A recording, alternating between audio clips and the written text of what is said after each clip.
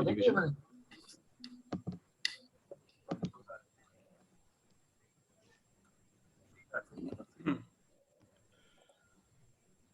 I think it is being recorded, so whoever is asking, they may ask Mustafa later. So let me continue with the session. Yes, if anybody wants to record it, he please go ahead. He can do it. We are all recording it, and we will be putting up the video on our website as well.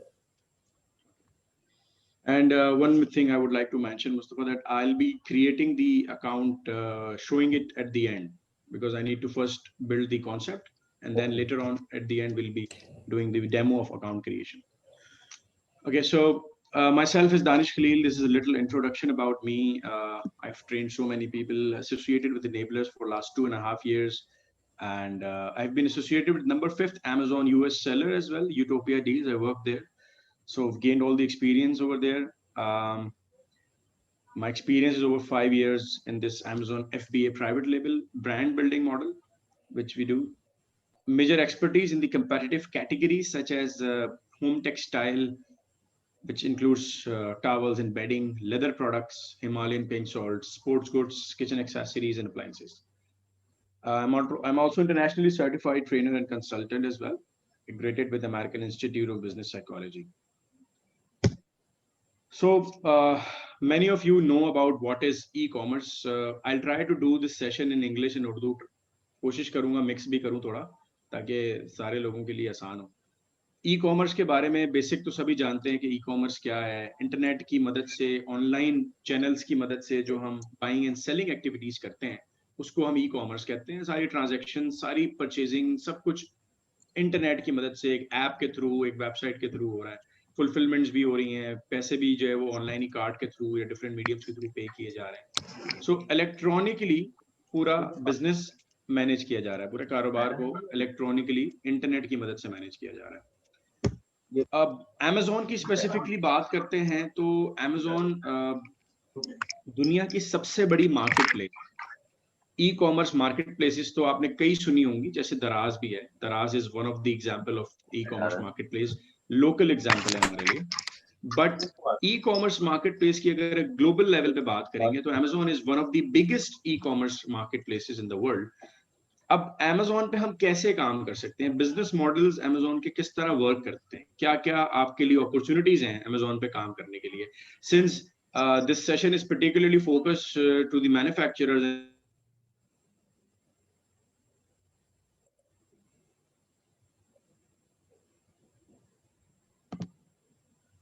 Okay, so आप लोगों के लिए जो इसमें majorly opportunity है वो private label के लिए होगी. जो प्राइवेट लेबल ब्रांड आप अपना बिल्ड कर सकते हैं. प्राइवेट लेबल FBA क्या होता है? Building your own brand. You build your own asset which you can make it big and make it valuable in few years and can flip the whole account or flip the whole brand. The flippable model is actually the most attractive thing in the e-commerce. लोग इसी से सबसे ज्यादा attract होते हैं कि हम e commerce में अपने बिजनेसेस को बिल्ड करके, मेच्योर करके, एक अच्छी वैल्यूएशन पे उसको सेल कर सकते हैं, बेच सकते हैं. तो वेबसाइट्स भी लोग खरीद लेते हैं, चलती हुई वेबसाइट्स होती हैं, रनिंग वेबसाइट्स होती हैं, उनको भी परचेज कर लेते हैं. इसी तरह there are certain agencies working all over the world जो कि आपकी जो Amazon के अकाउंट्स होते हैं, रनिंग अकाउंट्स होते हैं, उसमें अच्छी वैल्यूएशन पे, अच्छे प्रॉफिट्स में वो चल रहे होते हैं, उनको लोग खरीद लेते हैं. तो ये ब्रांड बिल्डिंग का कॉन्सेप्ट, एसेट बिल्डिंग का कॉन्सेप्ट प्राइवेट लेवल इसीलिए ज्यादा फ्रूटफुल है, स्पेशली हमारे मैन्युफैक्चरर्स के लिए, एक्सपोर्टर्स के लिए. होलसेल FBA मॉडल वो होता है कि ऑलरेडी आप ब्रांडेड प्रोडक्ट्स को रीसेल करते हैं. जो ब्रांड्स ऑलरेडी सेल हो रहे हैं Amazon पे, उन्हीं को रीसेलिंग की जाती है. जैसे एडिडास है, नाइकी है, पूमा है, और इस तरह के और कई brands. For example if IKEA is also selling, तो IKEA की भी प्रोडक्ट्स की आप जो है, अगर आप IKEA से ऑथराइजेशन ले लेते हैं तो आप रीसेलिंग IKEA की भी Amazon पे या किसी भी और ई-कॉमर्स प्लेटफॉर्म पे कर सकते हैं, if you are authorized to do so. Drop shipping is another kind of a model which is basically जिसके अंदर हम inventory, we don't need to purchase inventory, we just fulfil the order from someone else. जिसमें for example आपके पास अगर Amazon पे order आया है तो आप वॉलमार्ट से खरीद के उसको फुलफिल कर देंगे. You don't need to purchase the inventory beforehand, या आपको इन एडवांस इन्वेंटरी को परचेज करने की जरूरत नहीं होती है. Then opportunities for service providers, जो वर्चुअल असिस्टेंट्स जिनको हम कहते हैं, जो कि हमारे लिए सेलर्स के लिए या आप जैसे एक्सपोर्टर्स के लिए सर्विसेज प्रोवाइड करेंगे, आप उनको हायर कर सकते हैं and they will be able to manage many of the activities, जैसे अकाउंट मैनेजमेंट होती है या अमेजोन पे प्रोडक्ट निकालनी होती है, प्रोडक्ट हंटिंग की सर्विस होती है, प्रोडक्ट सोर्स करनी होती है, सोर्सिंग आप कर रही है, obviously you are the manufacturers, you don't need sourcing services, लेकिन जो लोग सोर्सिंग सर्विसेज करवाना चाहते हैं from China any part of the world, तो वो उनसे सोर्सिंग करवा सकते हैं। फिर उसकी लिस्टिंग क्रिएशन होती है, कंटेंट ऑप्टिमाइजेशन होती है, डिजिटल मार्केटिंग के अंदर एक पीपीसी की टर्म आपने कभी सुनी हो, पेड एडवर्टाइजमेंट जिसको हम कहते हैं, या पेपर क्लिक एडवर्टाइजमेंट कहते हैं, वो भी उसका पार्ट होता है। तो वर्चुअल असिस्टेंट क्या करता है, ऐसे एक्सपोर्टर्स या मैन्युफैक्चरर्स के साथ या बिजनेस ओनर्स के साथ काम करता है और उनके लिए जो है वो एज अ वीए के तौर पे, इसको हम वर्चुअल असिस्टेंट के तौर पे वो काम कर सकता है वर्चुअली, वो दुनिया में कहीं भी प्रेजेंट हो। जिस तरह हमारे कई एक्सपोर्टर्स हैं जो काम कर रहे हैं और फिलीपीन से वो लोगों को as a virtual assistant hire करते हैं। सो स्मॉल और मीडियम स्केल या ऑब्वियसली लार्ज स्केल पे भी एक्सपोर्टर्स हैं, how they can become sellers on Amazon, उसके लिए पूरा प्रोसीजर है जो मैं भी आपको यहाँ पे समझा रहा हूँ। So recently as you know that बड़ी अच्छी डेवलपमेंट हुई है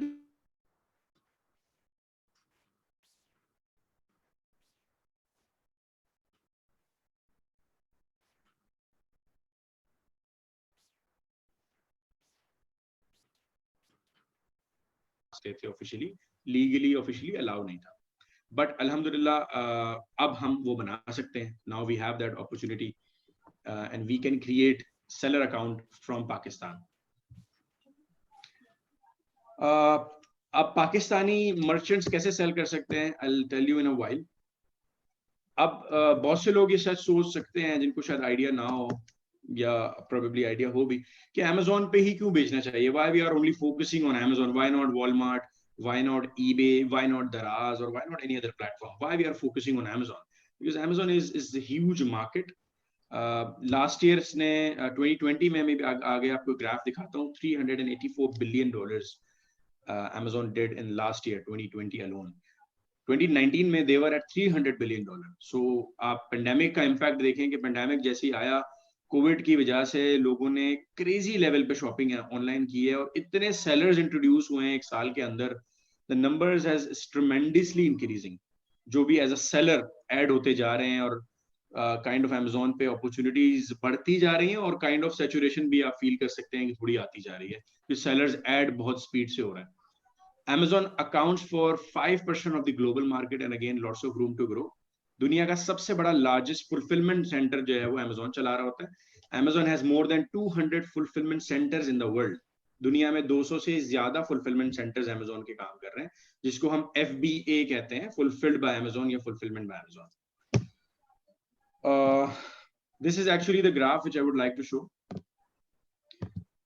Look at the enormous growth, the exponential growth of Amazon since they started, especially marketplace पे इन्होंने 2011 से काम स्टार्ट किया है। 2011 से आप 2020 की ग्रोथ देखें तो they are at $386 billion in USA alone. ये जो नंबर्स आपके सामने नजर आ रहे हैं, ये सिर्फ यूएसए मार्केट के नंबर्स हैं। बाकी यूके और यूरोपियन मार्केट्स में they have huge potential again, but Amazon की सबसे बड़ी जो मार्केट प्लेस है वो यूएसए है। So this is alone USA. अगर आप बाकी मुल्कों का देखेंगे तो जर्मनी, यूके में भी काफी अच्छी पोटेंशियल हैं। Since Sweden is a very small market and recently started, तो अभी वहाँ opportunities अभी बहुत emerging level पे हैं, बहुत starting level पे हैं, so still a lot of room to grow. But जो mature markets हैं उसमें यूनाइटेड स्टेट्स के बाद जो है वो जर्मनी आता है, then यूके आता है, then जापान आता है, and rest of the world में फिर बाकी सारी मार्केट प्लेसेस आ जाती हैं। अच्छा, अब सवाल आता है कि अमेजोन पे बेचा क्या जाए, what to sell on Amazon. So since we as Pakistani manufacturers, we are top notch in the categories of such as home textiles, towels, leather products, surgical items, sports goods, apparel and clothing, packaging materials, kitchen utensils, ये कुछ हमारी fitness items भी कह सकते हैं, ये हमारी कुछ बड़ी मेजर कैटेगरीज हैं पाकिस्तान की। प्लास्टिक में भी हम काफी अच्छा कर रहे हैं। सो ये कुछ मेजर कैटेगरीज हैं जो बड़ी अमेजोन पे हिट कैटेगरीज भी कह सकते हैं आप, उनकी सेलिंग रेवेन्यूज ग्रोथ पोटेंशियल बहुत ज्यादा है इनके अंदर, इन इन इन कैटेगरीज के अंदर, और पाकिस्तान से हम बहुत अच्छी क्वालिटी की चीजें मैन्युफैक्चर कर सकते हैं specifically in these categories. Toys and games में भी I know couple of factories जो कि वुडन टॉयज और एजुकेशनल टॉयज पे काम कर रहे हैं इस वक्त, और बहुत ही जबरदस्त लेवल पे काम हो रहा है। So if you are planning to start on Amazon as a seller, then obviously आप इन कैटेगरीज में बिलोंग अगर करते हैं एज अ मैन्युफैक्चरर तो बहुत जबरदस्त है।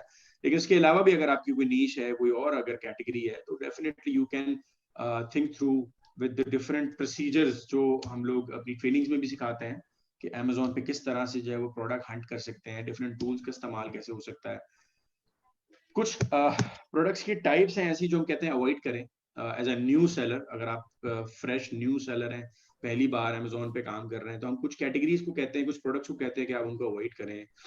जैसे ओवर साइज प्रोडक्ट्स होती हैं उनको अवॉइड करें, जिसकी जो डायमेंशन है मैक्सिमम वो 18 इंचेस से ज्यादा होती है, so we considered as oversize. तो उसमें बड़े हर्डल्स आते हैं उसकी शिपमेंट में भी, लॉजिस्टिक्स में भी, और साथ साथ उसको सेलिंग करने में भी, बिकॉज अमेजोन की फीसिस वगैरह बड़ी हाई हो जाती है, वो मैं भी आगे आपको बताऊंगा फीसिस के हवाले से। इजिली ब्रेकेबल आइटम्स को हम अवॉइड करते हैं कि जो फ्रेजाइल आइटम्स होते हैं, आसानी से टूट जाते हैं, ड्यूरिंग द ट्रांसपोर्टेशन डैमेज हो जाती है, उसमें बड़ा हमारा डैमेज रेट और रिटर्न रेट बड़ा बढ़ जाता है। तो that causes our account health in a negative way, और हमें काफी मुश्किलात होती हैं अमेजोन पे एज अ सेलर ऐसी प्रोडक्ट्स में काम करने में जहां पर फ्रेजाइल इश्यूज होते हैं। हैजमेट वाले आइटम्स जिसमें हैजार्डस मटेरियल बेसिकली जो कि एक्सप्लोजिव्स या केमिकल्स हैं, स्प्रेज हैं, उसमें बड़े मसले होते हैं, और काफी उसमें डेंजरस केमिकल्स और इंग्रेडिएंट्स इन्वॉल्व होते हैं जिसकी वजह से आग लगने का खतरा या वेयरहाउसिंग में प्रॉब्लम्स होती हैं। सो हम ऐसे आइटम्स को भी अवॉइड करते हैं। इलेक्ट्रॉनिक आइटम्स जिसमें लिथियम आयन बैटरीज होती हैं, we try to avoid those. जो कॉम्प्लेक्स और क्लेमेबल फीचर्स वाले आइटम्स हैं, चैलेंजिंग आइटम्स हैं, उनको अवॉइड करते हैं हम। मल्टीपल वेरिएशंस को भी हम अवॉइड करने की कोशिश करते हैं, क्योंकि उसमें आपको बहुत ज्यादा स्टॉक भेजना पड़ता है और आपकी इनिशियल इन्वेस्टमेंट बढ़ जाती है कि obviously you need to send in multiple. लेकिन ये कि it's a very subjective thing, but for manufacturers इनमें से कुछ चीजें इग्नोरेबल हैं। उनको अपनी प्रोडक्ट्स की कैटेगरी या नेचर के हवाले से ऑलरेडी आइडिया होगा कि जो कि उनकी प्रोडक्ट्स के हवाले से मल्टीपल वेरिएशंस हैं। तो टेक्सटाइल वाले साहब बोलेंगे कि भाई मल्टीपल वेरिएशंस तो होती है मेरे आइटम में, उसके बगैर तो हम बेच ही नहीं सकते। या अपैरल एंड क्लोथिंग में साइजेस के बगैर तो हम सेल ही नहीं कर सकते ना, साइजेस तो मैंडेटरी है। सो मल्टीपल वेरिएशन वाले आइटम आप उस केस में मैनेज कर सकते हैं अगर आप मैन्युफैक्चरर हैं, and if you can manage the whole thing. क्योंकि कॉम्प्लेक्सिटी इसके अंदर क्या आती है वो भी साथ साथ बताता चलूं कि 6 कलर आपने भेजे हैं तो 6 में से 2 आपके हिट हो गए हैं और 4 नहीं चल रहे हैं। तो जो स्लो मूविंग होते हैं या जो मूव नहीं हो रहे होते, जिनकी सेल नहीं आ रही होती है, तो उनकी वजह से अकाउंट की हेल्थ हर्ट होती है, आपके अकाउंट पे ओवरऑल इम्पैक्ट आता है। इससे ये नहीं होता कि 2 प्रोडक्ट चल रही हैं तो अकाउंट पे इम्पैक्ट उसकी वजह से नहीं आ रहा होगा, बट ये कि जो 4 प्रोडक्ट्स या 4 कलर्स आपके स्लो मूविंग हैं उसकी वजह से अकाउंट पे बहुत ज्यादा इम्पैक्ट आता है, या ओवरऑल आपकी जो FBA की स्टोरेज फीसिस हैं वो आपको हर महीने चार्ज होती हैं। फिर अगर आप बहुत अरसे तक नहीं बेचते तो अमेजोन आपको 6 महीने या 12 महीने में जुर्माना भी लगाता है। लॉन्ग टर्म स्टोरेज कहलाती है वो, उसकी इन्वेंटरी एज कहलाती है कि इन्वेंटरी को एक सर्टेन टाइम हो गया आपने सेल नहीं किया है, so they put different penalties on you as well अगर आप उसको टाइमली सेल नहीं करते हैं। Then there are weapons and patented items, उनको भी आप अवॉइड करें सेल करने से। अब सवाल आता है कि हमें किस मार्केट प्लेस से स्टार्ट लेना चाहिए। ये बहुत कॉमन क्वेश्चन होता है क्योंकि eventually we are discussing here the Sweden or maybe the European market, but we should have a little glimpse of all markets कि हम बजट्स के हवाले से किस तरह से चीजों को देख रहे होते हैं। तो यूएसए मार्केट में कम से कम $25,000 to $30,000 का बजट चाहिए होता है। Now the question could come कि ये बजट जो है वो किस लिए है, हम इसको कहाँ यूज करेंगे, कहाँ यूटिलाइज करेंगे। सो बजट की यूटिलाइजेशन जो हमारी कैलकुलेशन उसके मुताबिक ये होती है कि हम इसमें 2 inventory cycles, at least 2 inventory cycles we need to cover. पहली इन्वेंटरी साइकिल में अगर फॉर एग्जांपल हम 1000 यूनिट्स भेज रहे हैं तो उसके साथ साथ उसकी शिपिंग कॉस्ट और उसकी जो ड्यूटीज और सारी चीजें होती हैं, और उसकी मार्केटिंग का बजट, क्योंकि अमेजोन पे without any paid marketing, without any PPC you can not rank your products. Rank क्या होता है कि आप अपनी प्रोडक्ट्स को एक पर्टिकुलर कीवर्ड पे फर्स्ट पेज पे कैसे लेकर आएंगे, क्योंकि इवेंचुअली जो डिजिटल मार्केटिंग है या ई कॉमर्स है इसके अंदर इवन अगर आप गूगल पे कुछ सर्च करते हैं तो आप फर्स्ट पेजेस पे ही देख रहे होते हैं सारे रिजल्ट्स।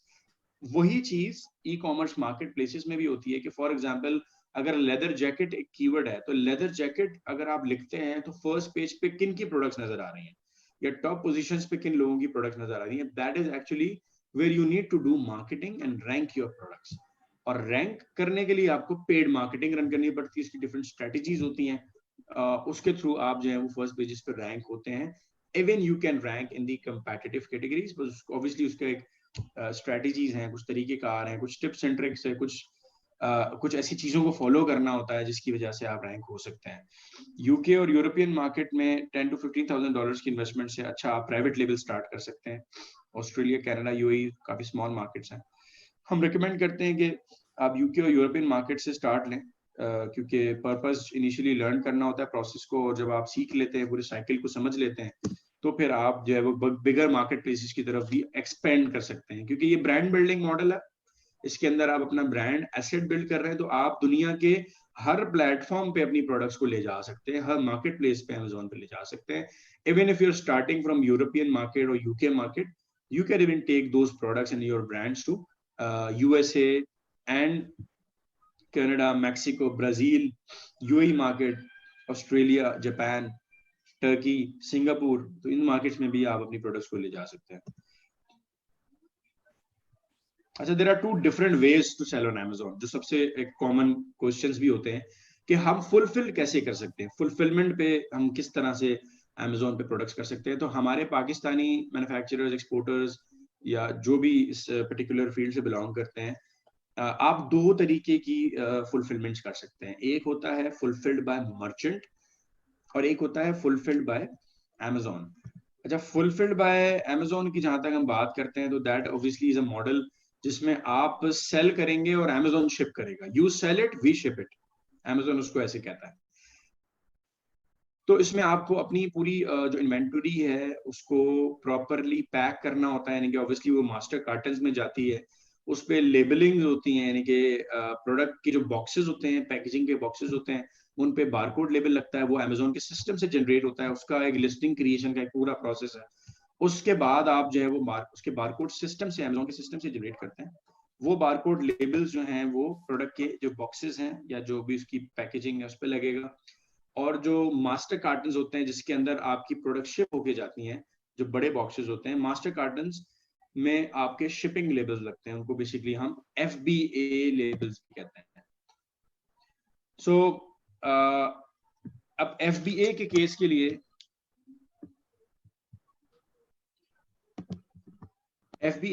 के लिए आपके पास सर्टेन Amazon की तरफ से कुछ रिक्वायरमेंट्स भी होती हैं और उसको भी फुलफिल करना पड़ता है. यानी कि प्रोडक्ट की जो पैकेजिंग की डायमेंशन होती है, वो जो मास्टर कार्टन की डायमेंशन है वो 25 इंचेस के अंडर डायमेंशन होनी चाहिए उस बॉक्स की, 25 into 25 into 25 इंचेस. और उसका जो वेट है वो मैक्सिमम 50 पाउंड होना चाहिए. अगर 50 पाउंड से ज्यादा है तो आपने उस पर टीम लिफ्ट का स्टिकर लगवाना है, ताकि Amazon के स्टाफ को पता हो कि यहाँ ये 50 पाउंड से हैवी आइटम है या हैवी बॉक्स है, तो इसमें हमें मिल के उठाना होगा, यानी कि एज अ टीम इसको लिफ्ट करना होगा.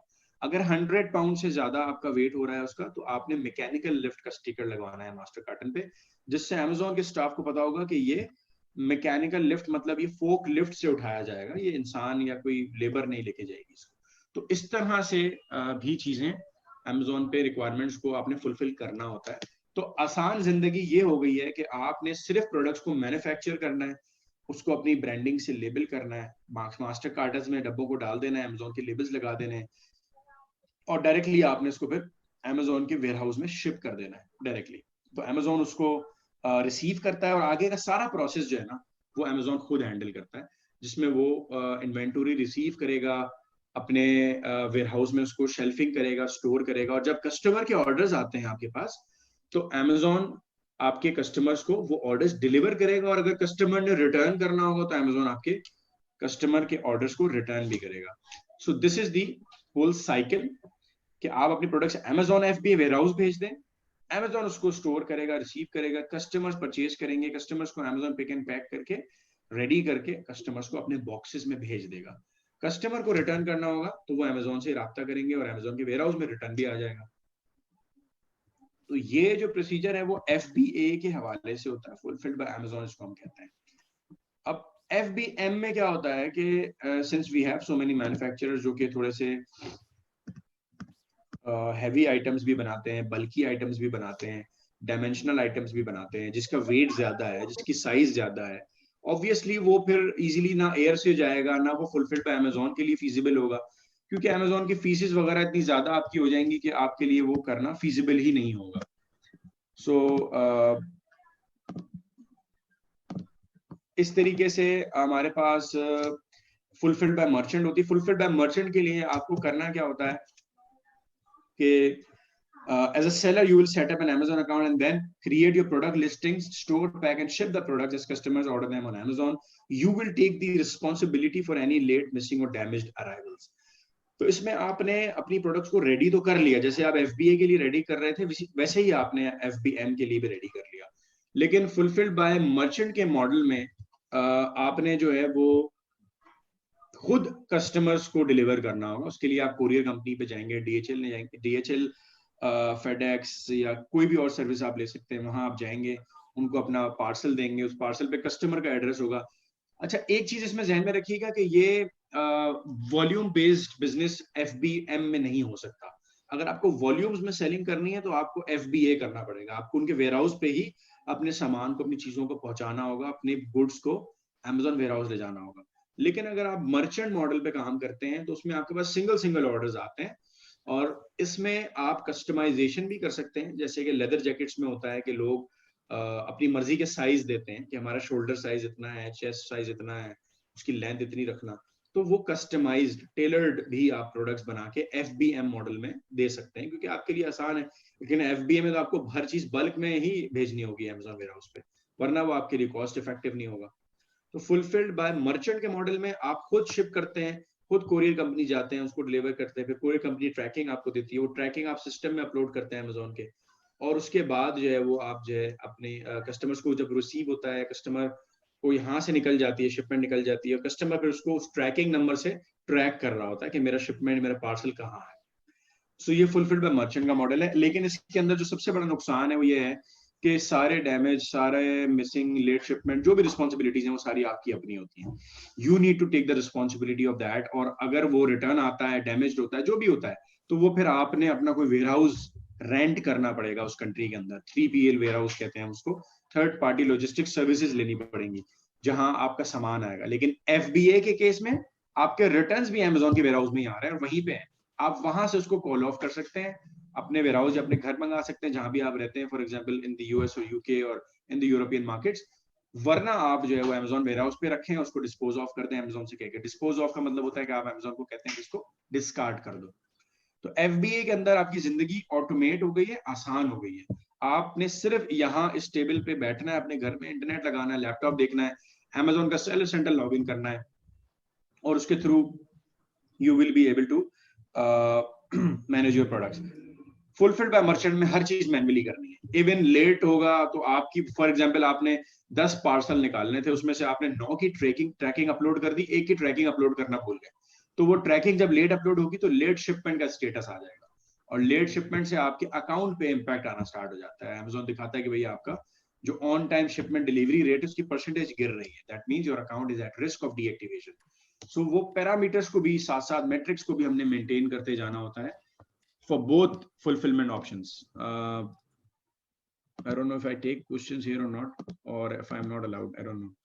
But काफी लोग इधर chat पे लिख रहे हैं.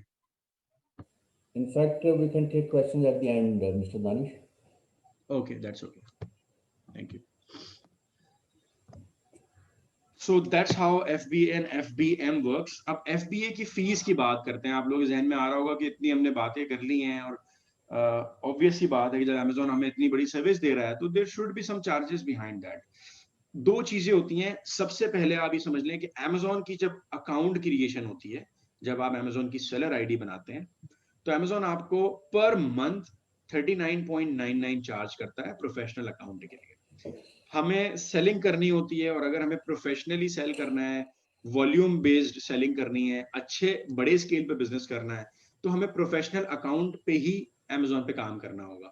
और प्रोफेशनल अकाउंट की जो पर मंथ फीस है that is 39.99, that is $40 per month. अगर हमें लगता है कि अभी हम 2-3 महीने तक काम नहीं कर सकते, तो हम अकाउंट को डाउनग्रेड कर सकते हैं 1 महीने के बाद। $40 पहले महीने वो आपको काट लेगा, डिडक्ट कर लेगा आपके पैसे। उसके बाद आप उस अकाउंट को डाउनग्रेड कर सकते हैं, जिसमें मंथली आपको फीसेस या चार्जेस नहीं डिडक्ट होंगे।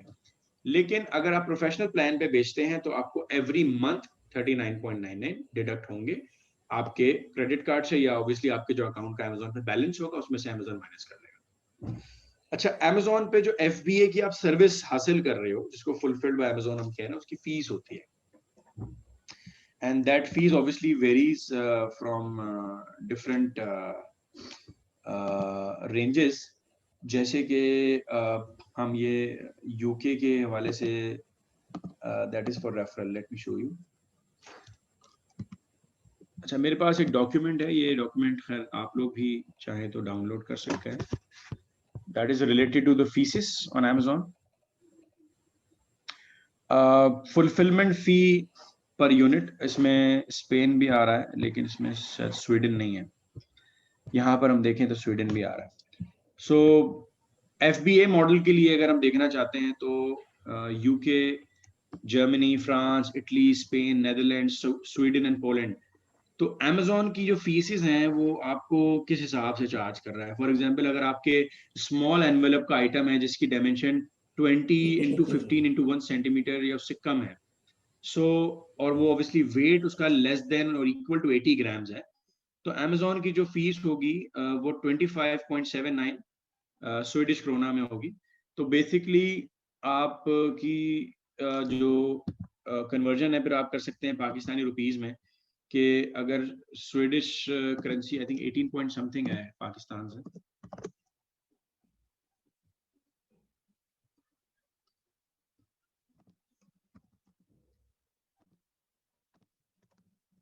तो if you'd like to convert it, जैसे कि यहाँ पर आपके पास आ रहा है कि 25.79 अमेजोन आपसे चार्ज करेगा, तो इस केस के अंदर हम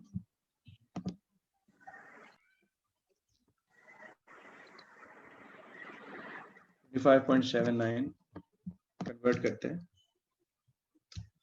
सो 483 पर पीस आपको अमेजोन की फुलफिलमेंट चार्ज हो जाएगी। अगर आपके प्रोडक्ट की डिमेंशन और वेट इस हिसाब से होता है, सो आपने fulfilment fee per unit Amazon को इतनी देनी है पाकिस्तानी रुपीस में, which is 483 Pakistani rupees. Similarly आप बाकी मार्केट प्लेसेस का भी इधर देख सकते हैं, इस डॉक्यूमेंट में ये आपको फुलफिलमेंट फी बेसिकली बता रहा है, FBA फी इसको हम कहते हैं। ये सेकंड फीस है, फर्स्ट फीस आपके अकाउंट की पर मंथ है, जो 39.99 पर मंथ अमेजोन आपको चार्ज कर रहा है, वो आपके अकाउंट की फीस है। जब आप सेलिंग स्टार्ट कर देंगे, FBA की सर्विस लेके स्टार्ट करेंगे, तो FBA पे जब पर यूनिट आपकी प्रोडक्ट सेल होती जाएगी तो उसकी सेलिंग प्राइस में से आपने माइनस करना होगा FBA की फीस को। सिमिलरली यहाँ पर आपके पास एक और भी फीस आ रही है जिसको मंथली स्टोरेज फीस भी कहते हैं, और ये स्वीडन में clothing and shoes and bags की कैटेगरी के लिए जनवरी टू सितंबर 164 क्यूबिक मीटर है per month, 164 krona basically Swedish krona, और अक्टूबर टू दिसंबर में यही फीस जो है वो 164 से 227 हो गई है। बेसिकली रीजन क्या है अक्टूबर टू दिसंबर में FBA फी बढ़ने का, वो ये है कि अमेजोन हॉलीडे सीजन में आपको ज्यादा फीस चार्ज करता है, क्योंकि Q4 जो मेनली होता है, Q4 में चार्जेस भी काफी ज्यादा होते हैं हर चीज के, तो ऑब्वियसली आप सेलिंग भी प्रॉफिट्स में करते हैं, आपके पास भी बिजनेस अच्छा आता है, तो अमेजोन फीसेस को भी बढ़ा देता है Q4 के अंदर, जो अक्टूबर टू दिसंबर होता है। अगर आप किसी अदर कैटेगरी में काम करेंगे other than clothing and shoes and bags, तो आपका जो पर मंथ पर क्यूबिक फीट जो पर मंथ स्टोरेज होगी वो 273 स्वीडिश क्रोना होगी, और 378 जो है वो हॉलीडे सीजन में हो जाएगी। ये स्टैंडर्ड साइज के लिए, ओवर साइज की बात करेंगे तो फिर उसके चार्जेस वेरी करते हैं।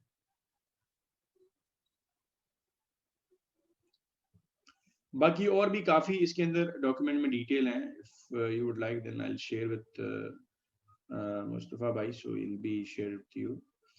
तो ये काफी In fact, Mr. Danish, we have its translated copy of Amazon fees for Sweden, and we'll be putting it up on our website along with your presentation for everybody's information. Okay. For the referral fee, अच्छा दो तरह की faeces हमने discuss करी, एक हमने account की fees महीने की $40 है, दूसरी FBA फीस है, तीसरी फीस होती है रेफरल फी। तीसरी फी हमने मंथली स्टोरेज भी डिस्कस कर ली है, उसको आप थर्ड काउंट कर लें। फोर्थ फीस आप काउंट कर लें एफबीए रेफरल फी को। रेफरल फी क्या होती है? जो भी आपकी सेल प्राइस होती है प्रोडक्ट की, उस पर कमीशन होता है। यानी कि अगर आप एक प्रोडक्ट को फॉर एग्जांपल 30 पाउंड्स में बेच रहे हैं, तो अमेजोन एक सर्टेन परसेंटेज ऑफ कमीशन लेता है on the sale price as a referral fee या as a selling on Amazon fee, या उसको कमीशन भी कहते हैं अमेजोन का। सो जैसे कि आपके सामने यहाँ पर है कि यूके के लिए ज्यादातर डिटेल्स ऑब्वियसली अवेलेबल है क्योंकि Sweden is a very emerging market. So UK के लिए अगर हम देखें तो ब्यूटी की कैटेगरी के लिए जो टोटल प्राइस अगर आइटम की 10 पाउंड्स तक है तो 8.16% ऑफ योर सेल प्राइस आपका कमीशन आपने पे करना होगा अमेजोन को, और 15.3% आपने पे करना होगा अगर sale price greater than 10 pounds है। इसी तरह और भी प्रोडक्ट कैटेगरीज हैं, car and motor bike, clothing, shoes and hand bags है। तो इसमें जैसे clothing, shoes and hand bags में देखें तो 15.3% of the sale price commission हमारा होगा अगर sale price up to 40 pound होगी, और अगर सेल प्राइस 40 पाउंड से ज्यादा होती है तो हमारा जो कमीशन है वो 7.14% होगा of the sale price. Sale price अगर आपकी 40 पाउंड है तो 40 पाउंड के हिसाब से आप यहाँ पे लगा सकते हैं कि 7.14% अगर आपको कितना चार्ज हो रहा होगा। तो 2.85 आप जो है वो एज अ रेफरल फी इधर अमेजोन को दे रहे होंगे, पर यूनिट कमीशन दे रहे होंगे।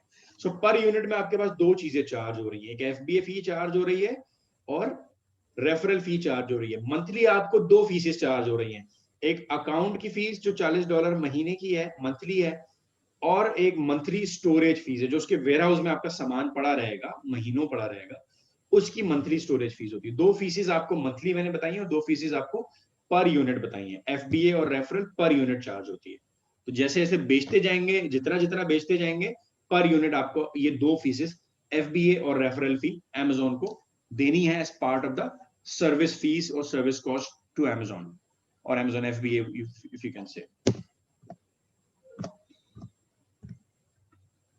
स्टैंडर्ड साइज की डायमेंशन की लिमिट्स को जहन में रखें ताकि जब भी आप काम करें और काम करने की तरफ जाएं तो आपको ये आइडिया जरूर हो कि आपकी जो फीसेस हैं वो स्टैंडर्ड की लिमिट्स क्या होती हैं अमेजोन की तरफ से। सो डायमेंशंस, जो प्रोडक्ट की पैकेजिंग की डायमेंशन होती है जिसको हम प्रोडक्ट का पैकेजिंग बॉक्स कहते हैं, उसको पॉली बैग कह सकते हैं, उसको ब्लिस्टर पैकेजिंग कह सकते हैं, उसको एक नॉर्मल कार्टन की पैकेजिंग कह सकते हैं, लेकिन वो पैकेजिंग जिसके अंदर हमारी प्रोडक्ट एक्चुअली जाएगी, उस पैकेजिंग की जो स्टैंडर्ड साइज की डायमेंशन होती है एफबीए की, that should be under 18 by 14 by 8 inches. और वेट जो है वो आइडियली तो 21 पाउंड्स के अंडर होना चाहिए, लेकिन हम कहते हैं कि लाइट वेट प्रोडक्ट से स्टार्ट लिया जाए ताकि आपकी ओवरऑल शिपिंग कॉस्ट भी सेव हो, आपके पास बाय एयर शिप करने का भी मौका हो।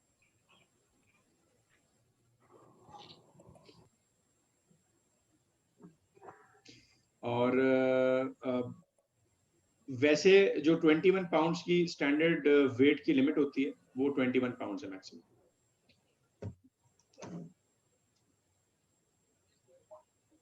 जी आप कुछ कहना चाह रहे हैं? Mr. Danish, please go on. All discussion and questions would be at the end. Okay. Master carton की डायमेंशंस जैसे आई ऑलरेडी मेंशन्ड कि वो 25 inches bye 25 inches bye 25 inches, यानी कि जो लेंथ, विड्थ और हाइट है उसकी डायमेंशन 25 into 25 into 25 इंचेस होनी चाहिए, and weight should be under 50 pounds. And I explained you already about if it is above 50 pounds then what we need to do. फिर alternative fulfilment options की बात आती है। अभी हमने डिस्कस किया है अमेजोन से रिलेटेड फुलफिलमेंट ऑप्शंस की अपॉर्चुनिटीज। ऑल्टरनेटिव फुलफिलमेंट ऑप्शंस के अंदर हमारे पास 3PL आती है जिसको हम थर्ड पार्टी लॉजिस्टिक्स भी कहते हैं, और अगेन इस मॉडल के अंदर FBM भी आ सकता है, जैसे कि I already mentioned fulfilled by merchant का जो मॉडल है FBM, उसको भी आप ऑल्टरनेटिव ऑप्शन फुलफिलमेंट ऑप्शन ले सकते हैं, क्योंकि अमेजोन का जो फुलफिलमेंट ऑप्शन है दैट इज FBM। लेकिन अगर आप अपनी फुलफिलमेंट ऑफर करना चाहते हैं तो ऑल्टरनेट में आपके पास खुद का ऑप्शन है FBM का, जिसमें आप किसी भी कोरियर कंपनी के साथ, DHL obviously is the most reliable, then obviously FedEx and UPS and many others.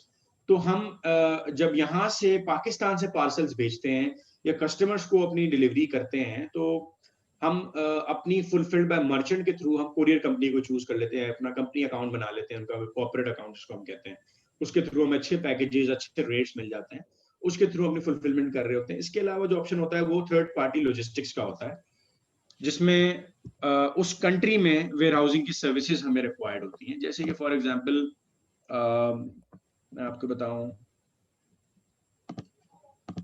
ये एक वेयर हाउसिंग की कंपनी है, ओजीओ।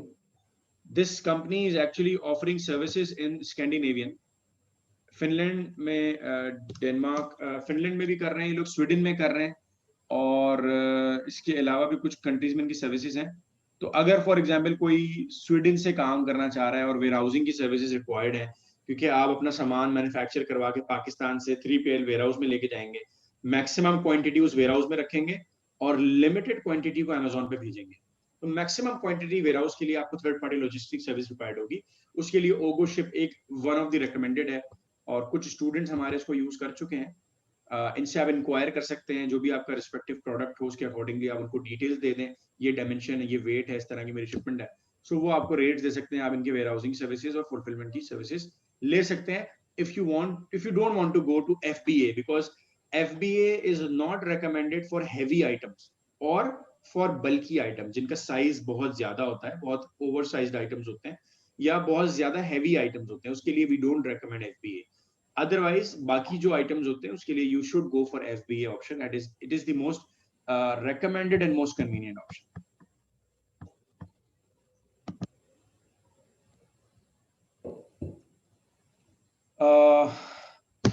Okay, अकाउंट ओपनिंग की जहां तक हम बात करते हैं, as you guys know that के now we can open accounts from Pakistan. So requirements क्या हैं? Accounts are also getting approved on Pakistani details. अच्छा, हमने कुछ सिनेरियोज रन किए हैं और कुछ दिनों पहले हमारे ग्रुप पे और हमारे एनेबलर्स के फेसबुक के पेज पे भी और यूट्यूब चैनल पे भी साकिब अजहर की वीडियो आई है, जो हमारे CEO हैं। उन्होंने एक वीडियो बनाई है जिसमें उन्होंने डिफरेंट सिनेरियोज रन किए थे कि हमने काफी तरीकों से आईडीज जो है वो बनाने की कोशिश की, जिसके जरिए से हमें पता लगा किस तरीके से मसला आ रहा है, किस तरीके से मसला नहीं आ रहा, कौन सी ऑप्शन को चूज ज्यादा किया जाए, कौन से ऑप्शन को चूज ना किया जाए। सो मेनली जो उसका जो समझ ले कंक्लूजन ऑफ द स्टोरी है वो ये है कि we should opt for Pakistani private limited company. Pakistani private limited company बनाए, ऑलरेडी बनी हुई है तो अच्छी बात है। पाकिस्तानी पासपोर्ट यूज करें शेयर होल्डर का, या CNIC भी यूज कर सकते हैं। चार्ज मेथड में स्टैंडर्ड चार्टर्ड का जो डेबिट कार्ड है वो बहुत कॉमनली यूज हो रहा है, या मीजान बैंक का जो कार्ड है वो बहुत ज्यादा कॉमनली यूज हो रहा है। ये दोनों काफी ज्यादा लोगों ने यूज करे हैं और सक्सेसफुल रहे हैं as a charge method. Charge method क्या होता है, जिसको हम क्रेडिट कार्ड कहते हैं। Amazon जब आपके अकाउंट के बैलेंस को नेगेटिव में देखता है तो वो आपके कार्ड से चार्ज करता है पैसे, क्योंकि आपके अकाउंट में तो बैलेंस ही नहीं है, तो वो पैसे कैसे चार्ज करेगा। तो जो फीसेस आप अवेल कर रहे हैं, जो $40 मंथली दे रहे हैं Amazon की फीसेस, एडवर्टाइजमेंट सर्विसेज हैं और भी जो सर्विसेज आप Amazon से लेते जा रहे हैं, तो आपका अकाउंट फॉर एग्जांपल अभी इतना जनरेट नहीं कर रहा, आपके अकाउंट का बैलेंस नेगेटिव आ रहा है, फर्स्ट मंथ है आपका, तो नेगेटिव बैलेंस के लिए Amazon क्रेडिट कार्ड से चार्ज करता है, उसको हम चार्ज मेथड कहते हैं। फिर हमारे पास डिपॉजिट मेथड होता है। डिपॉजिट मेथड के लिए पाकिस्तान के लिए और भी कई कंट्रीज हैं जिनके लिए Amazon direct bank account deposit allow नहीं करता। Amazon कहता है कि हमें direct bank accounts in countries में हम नहीं उसको डिपॉजिट कर सकते पैसों को, तो वो हाइपर वॉलेट को यूज करता है। हाइपर वॉलेट क्या होता है, जिस तरह पेनियर है, जूम है, ट्रांसफर वाइज है, अली पे है, और इस तरह की और कई सर्विस है जो ऐसा समझ लें कि एक ब्रिज क्रिएट करती हैं with the foreign banks and with your local banks. आप डॉलर्स या पाउंड्स या यूरोज मंगाएं अपने पेनियर के या हाइपर वॉलेट के अकाउंट पर, वहां से वो डॉलर्स, यूरोज और पाउंड्स को अपने लोकल करेंसी में, अपने लोकल बैंक में कन्वर्ट कर दें। तो इस पूरे ब्रिज को हम हाइपर वॉलेट मेथड कहते हैं। तो Amazon हाइपर वॉलेट में ऑब्वियसली पेनियर को सबसे ज्यादा एक्सेप्ट कर रहा है। यूके के लिए हम वाइज भी यूज कर सकते हैं, जिसको हम ट्रांसफर वाइज, पुराना नाम उसका ट्रांसफर वाइज था, अब उसको वाइज कहते हैं। वो भी एक सर्विस है जो यूज की जा सकती है। Company number CUIN mentioned, basically company number भी आपको देना पड़ेगा जो आपकी कंपनी फॉर्मेशन के डॉक्यूमेंट्स में मौजूद होगा। सो AOP पे भी बन रही है इस वक्त कंपनी अकाउंट, मेरे एक स्टूडेंट ने भी बनाया है, लेकिन private limited is recommended and most preferred. आप बना सकते हैं, लेकिन AOP भी बना सकते हैं, लेकिन प्राइवेट लिमिटेड हम प्रेफर कर रहे हैं जिसपे ज्यादा सक्सेस देखा गया है अभी तक। सिंगल मेंबर कंपनी को एक्सेप्ट नहीं किया जा रहा है, लेकिन one of my student obviously have made it, लेकिन obviously this is scenario based. तो जो मेजॉरिटी सक्सेस रेशो हमें मिला है वो इस सिनेरियो से मिला है जो मैंने आपको एक्सप्लेन किया है। जब हम ये डिटेल्स गैदर कर लेते हैं तो हम आईडी क्रिएशन की तरफ चले जाते हैं। अच्छा, दूसरा तरीका एक और है जो कि पाकिस्तानी डिटेल्स के अलावा है, मतलब उसमें भी हम पाकिस्तानी पासपोर्ट यूज कर सकते हैं, लेकिन उसके लिए यूके में हमें कंपनी बनानी पड़ती है। यूके में लिमिटेड कंपनी होती है, वो हम एलटीडी जिसको हम कहते हैं वो हम यूके में फॉर्म करते हैं। 12 पाउंड उसका खर्चा होता है, सिर्फ वो बना लेते हैं, लेकिन उसके लिए हमें यूके का एड्रेस चाहिए होता है, यूके का नंबर चाहिए होता है। ये दो चीजें हमारे पास अगर होती हैं तो हम बना लेते हैं, वरना उसको obviously there are certain ways to gather those things. लेकिन ये कि Danish, I suggest we go for live demo of account creation. Okay These things, in fact, yes, we can put up on our website. People would okay be able to see all this stuff. Okay okay okay great. Standard VAT rate जो है वो Sweden का 25% है, with reduce rates of 12% and 6% for food accommodation, books, newspapers and other goods and services. तो ये VAT आपको obviously European union में जो कंट्रीज आती हैं उनको आपने वीएटी वहां पर सेलिंग करने के लिए वीएटी आपको देना पड़ता है, वैल्यू एडेड टैक्स आपको देना पड़ता है, तो ये मैंडेटरी है देना। और वीएटी कब आपको रजिस्टर करना चाहिए? जब आप स्वीडन में इंपोर्ट्स कर रहे हो, गुड्स को परचेज कर रहे हो, सेल परचेज कर रहे हो, स्टोरेज कर रहे हो स्वीडन में या ईयू कंट्रीज के अंदर, तो आपको वीएटी देना पड़ता है। Okay, so let me go through the account creation demo, and this is our last slide of this discussion.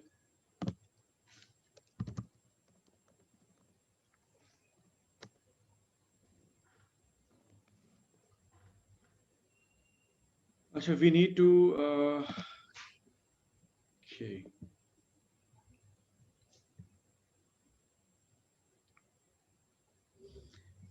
amazon.co.uk की वेबसाइट पे हम आ गए हैं। यहाँ से हम आईडी सेल ऑन अमेजोन का एक ऑप्शन आ रहा है, मेक मनी विद अस, उसमें सेल ऑन अमेजोन पे हम जाके क्लिक करते हैं, साइन अप करते हैं।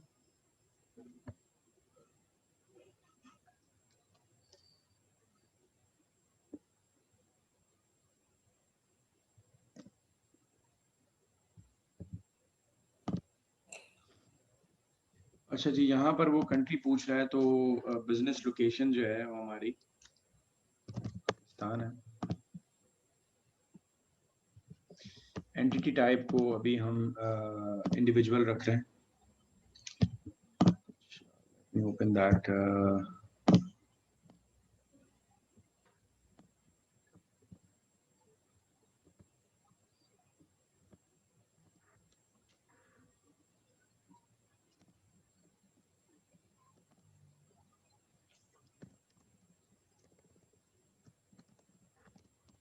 यहाँ पे आप अपना जो फुल नेम है obviously as per the passport और सीएनआईसी, जो आपका फुल नेम है वो आपने यहाँ पे डालना होगा, इट इज इम्पोर्टेंट। अच्छा, agree and continue.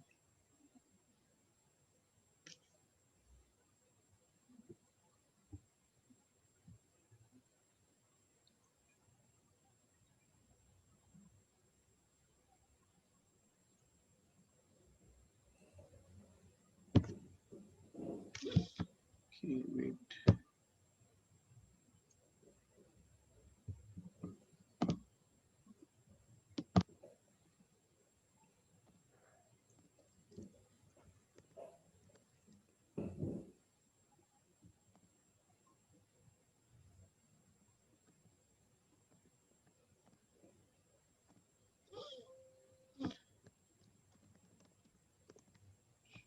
We just have to create a demo account for now because वो previous account में कुछ मसला है, तो हमें एक जीमेल आईडी बनानी पड़ेगी अगर हमारी ऑलरेडी नहीं बनी हुई है।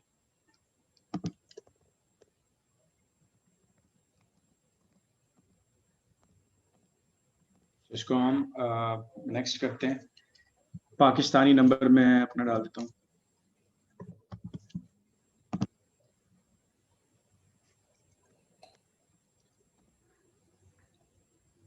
जीमेल अकाउंट ऑलरेडी अगर आपका फॉर एग्जांपल अमेजोन से किसी तरीके से भी लिंक्ड है या बायर अकाउंट बना हुआ है उससे, तो Amazon प्रॉब्लम करता है आईडी क्रिएशन के वक्त, तो वो थोड़ा सा देखना होता है। ऑलरेडी अगर कोई अकाउंट आपका जीमेल का एग्जिस्ट करता है या Amazon पे ऑलरेडी वो रजिस्टर्ड है, तो आपको एक नया जीमेल बनाना पड़ता है।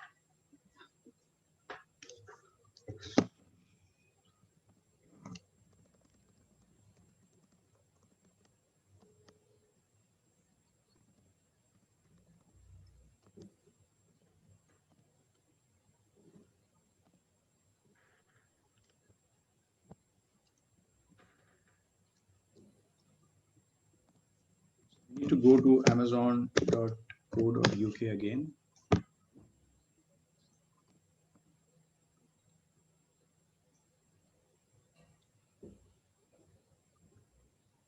स्क्रॉल डाउन करेंगे दोबारा से और मेक मनी विद अस में सेल ऑन Amazon पे जाएंगे, साइन अप में जाएंगे।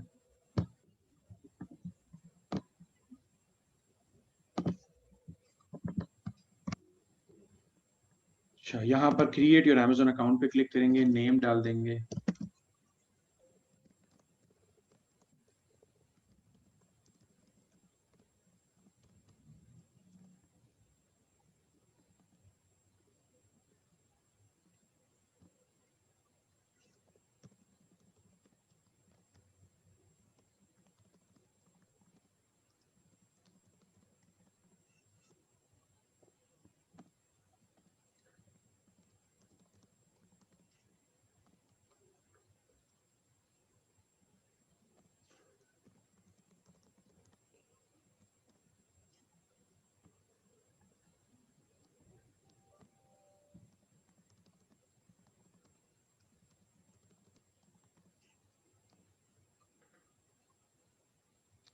अच्छा, आपके एड्रेस पे, ईमेल एड्रेस पे एक कोड Amazon की तरफ से आता है, वो कोड आपने फिर यहाँ से इसको कॉपी करके पेस्ट करना होगा, क्रिएट योर Amazon अकाउंट पे क्लिक करना होगा।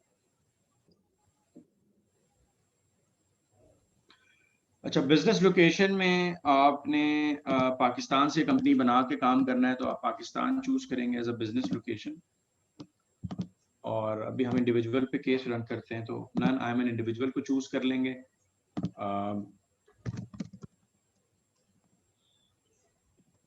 जो आपका पासपोर्ट पे या CNIC पे नाम होगा, आपने एग्जैक्टली वही फर्स्ट, मिडिल और लास्ट नेम पे डालना है। आप उसको चेंज बिल्कुल भी नहीं कर सकते हैं।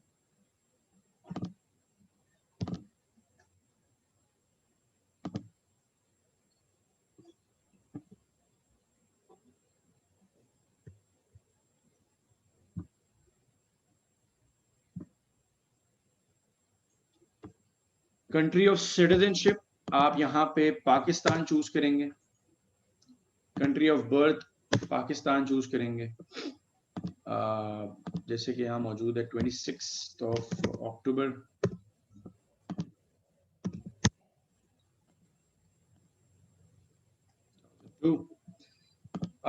नेशनल आईडी को चूज कर लिया है इधर मैंने, और मैं यहाँ पर नेशनल आईडी नंबर डाल देता हूँ।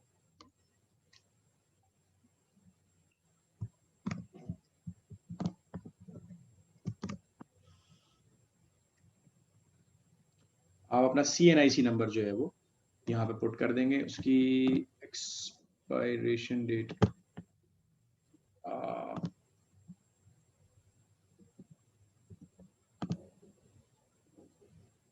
कंट्री ऑफ इशू में पाकिस्तान डाल दें।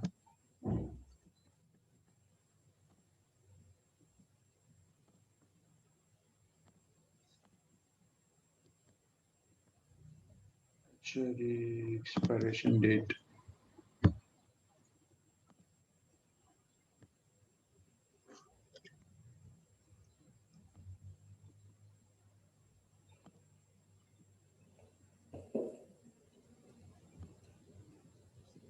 give me a moment.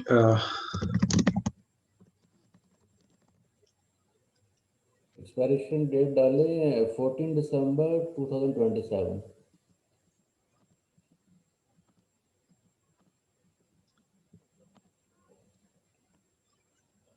Okay जी, 14 दिसंबर 2027। ओके,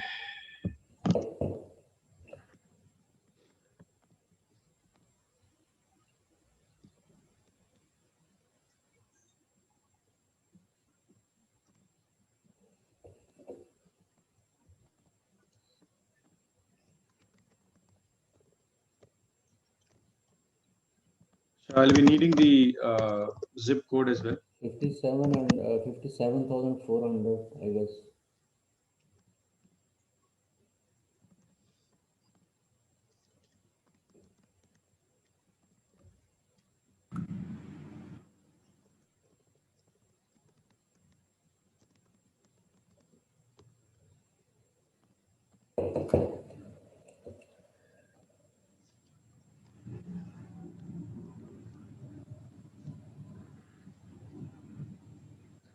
जी आपने एड्रेस डाल दिया है, उसके बाद अपने मोबाइल पे आप पिन कोड मंगाएंगे अमेजोन की तरफ से। इसको वन टाइम पिन कहते हैं, इसको OTP कहते हैं, वन टाइम पिन 765042।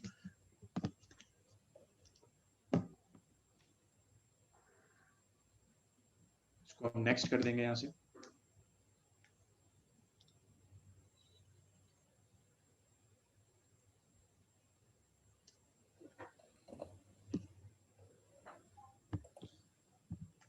अच्छा जी, यहाँ पर आके obviously you need to put your credit card details and your card number and everything.